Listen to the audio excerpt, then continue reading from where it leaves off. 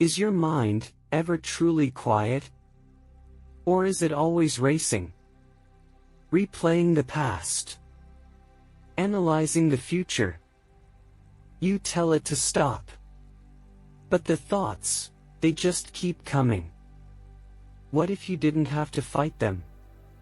What if you could just let them dissolve?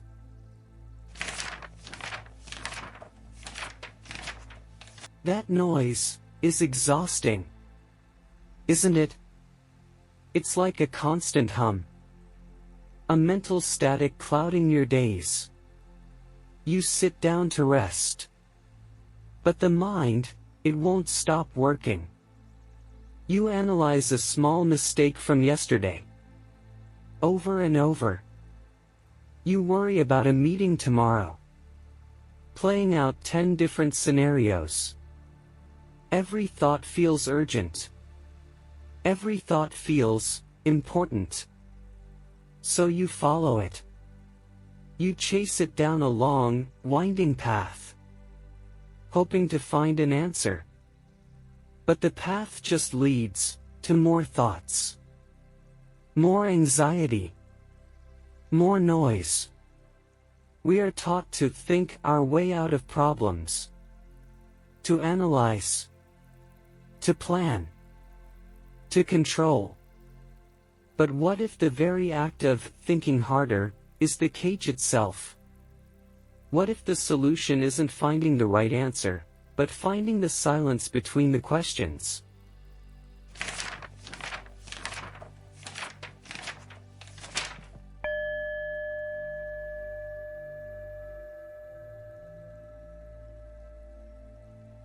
The noise in our head, it comes from being an expert on our own lives. We think we know what will happen next. We've seen this before. This person will betray us. This project will fail. This feeling means disaster. This expert mind is heavy. It is cluttered with old judgments. And it suffocates the present moment. We don't see what is. We only see what we think we know. The Zen tradition offers a different path. It is called Shoshin.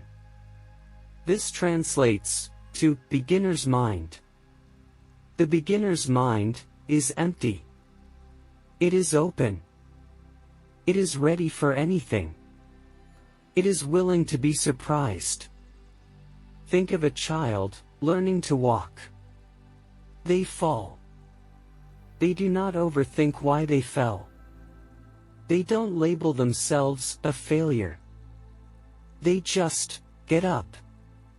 Curious. Present. They are experiencing, not judging.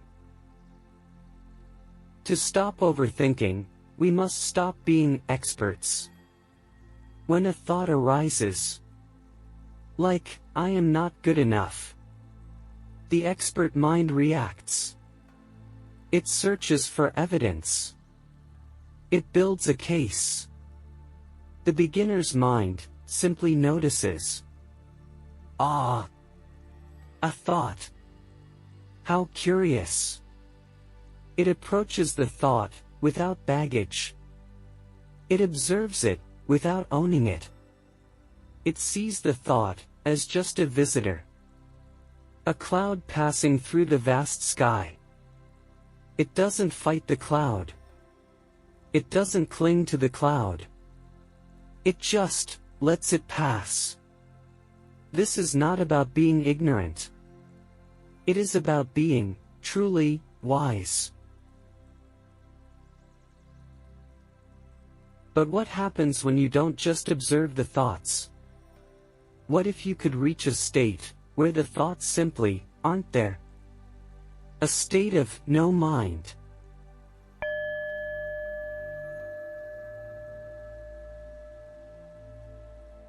This leads us to Mushin, the mind without mind. It sounds paradoxical. We value a full mind. A mind full of facts, full of plans. But Zen suggests that a mind full of thought is a mind that is blocked. When you overthink, you are stuck. You are stuck on the thought. Mushin is the opposite. It is a state of flow. It is the archer who stops thinking about the target and simply becomes the shot.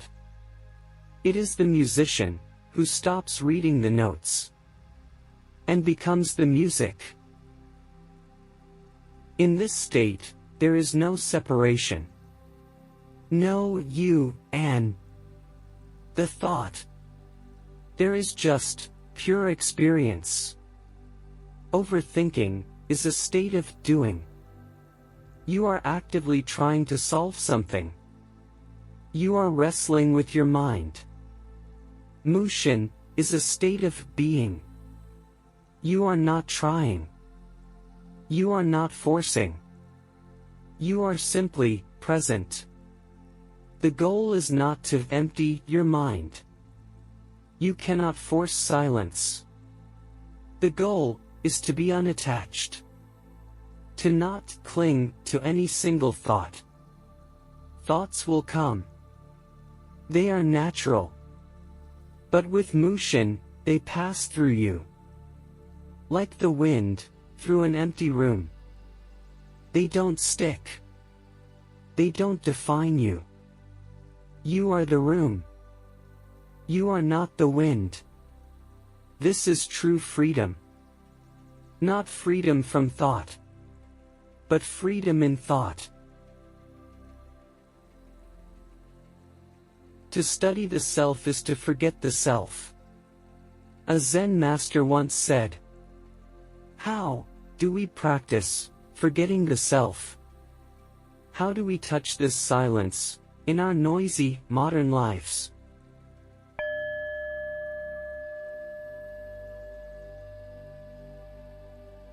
Let us begin with the simplest, most profound practice. It is called Zazen. Seated meditation. You don't need incense. You don't need a special room. Just sit. Find a quiet place. Sit on a cushion or a chair.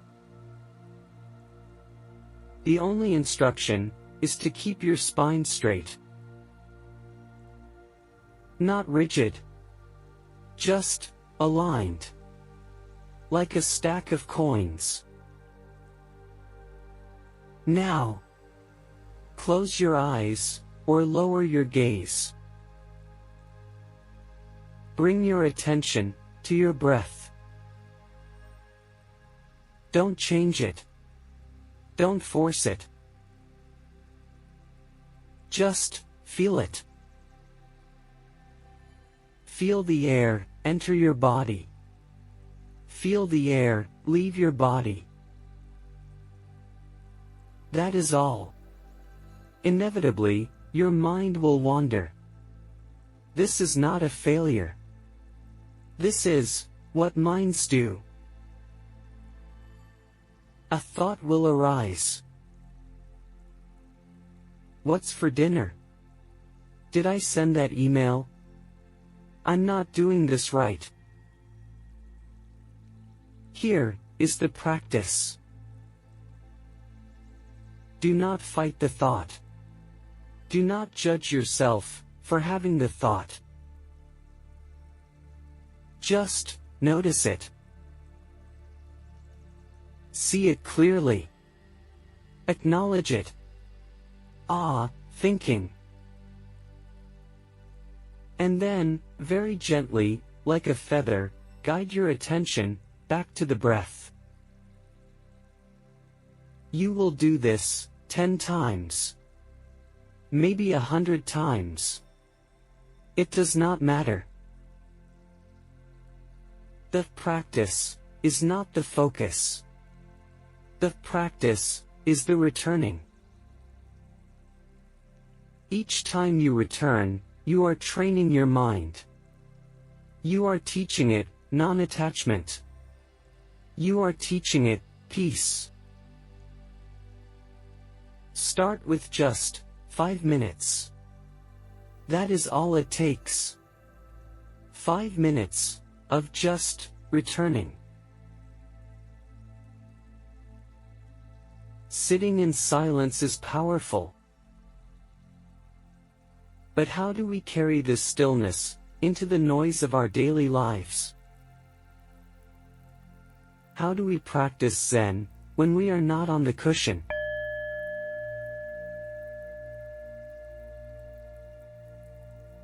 We practice this with the most ordinary of actions. Your morning coffee, or your evening tea. This is a 5-minute meditation. For these 5 minutes, you will do only one thing. You will simply drink. Do not check your phone. Do not read.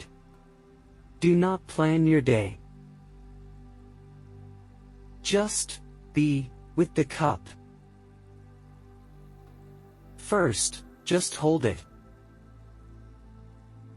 Feel the warmth spreading into your hands.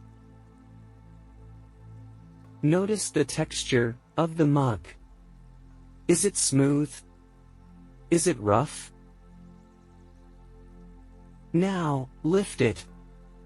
Bring it close, and inhale. Smell the aroma. What notes do you detect? Earth? Fruit? Just observe. Look at the color. The steam rising like a prayer. Now, take a very small sip. Do not swallow immediately. Let the liquid rest on your tongue. What is the taste? Is it bitter? Sweet? Feel the sensation as it finally goes down. The warmth spreading in your chest. Your mind will wander. It will say, "This is silly." Or, "I'm wasting time." That is perfectly normal. Acknowledge the thought. Planning. Then gently bring your focus back. Back to the taste. Back to the warmth. Back to this simple act. You are teaching your mind that it does not always need to be solving. It can just be. Overthinking cannot survive in the fullness of the present moment.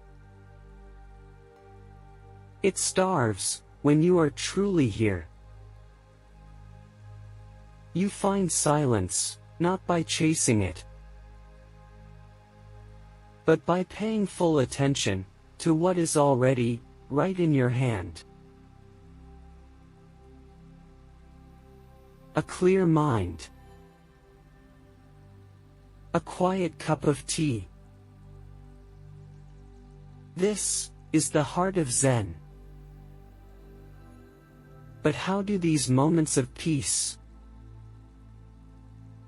truly change the rest of our noisy lives?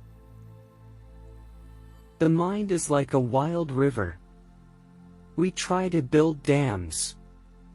We try to force its direction. And we exhaust ourselves in the fight. Zen teaches us not to fight the river, but to sit by its bank, to watch it flow. The beginner's mind. The mind without mind. These are not complicated ideas. They are invitations. Invitations to simply be. To be present with your breath. To be present with your tea. The noise does not stop because you defeated it. It stops because you stopped listening to it. You stopped feeding it your attention. This is how you dissolve overthinking. Not with more thought, but with gentle awareness. How do you find your moments of silence? Share your practice in the comments below. And if your mind still feels like a battle, you may find strength in a different approach. Our other video. Marcus Aurelius's One Rule to Master Your Mind and Stop Overthinking explores the Western, Stoic path to controlling that inner chaos. Find it on the screen now. Thank you for sitting with us. Be still. Be present.